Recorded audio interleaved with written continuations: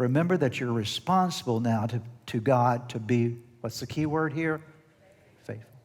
If God has given you a purpose, and God knows you by name, and one day you're going to stand before God, give an account of your life, what is the one thing that you're responsible to do with your purpose? It's not a trick question, okay? It's on the board, okay? See, when the teacher gives you the answer on the board, it should not trip you up, okay? So let me ask it again. If you've got a purpose in your life, and one day you're going to stand before God and give an account for what you did with your life, what's the one thing you're responsible to do? There you go, be faithful. Okay, that's the one thing that you're responsible to do, to be faithful with the purpose that God has given to you. And what we know about James the Less and Simon the Zealot and Thaddeus, we know that although we know little about them, we know that they were faithful. They were faithful their entire life. Think about it for a moment. If you'd been sort of the bottom rung of the ladder of the 12, nobody knows much about what you did. All the other disciples are getting the attention. Peter, James, and John are going everywhere with Jesus, and you go nowhere with him outside of just everybody else, okay?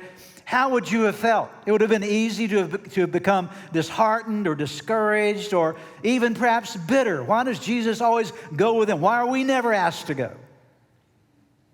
Why would he include us? We're in this bigger group, but you know what? I don't like just being a part of the 12. I want to be more special, like Peter and like James and like John. They could have become embittered and they could have easily pouted about it and maybe gossiped to the other disciples about it. They could have resigned from their position. Jesus, if you're not going to recognize me more than this and use my gift more, I'm resigning. I'll go and do something else.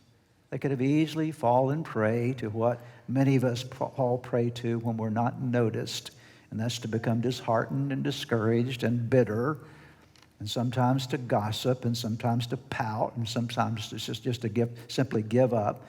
Not these three men. They stayed faithful.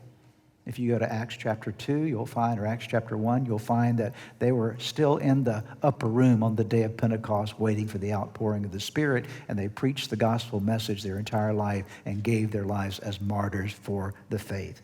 And what I would say to each one of us today, the one thing that we're responsible to do in our life is to stay faithful.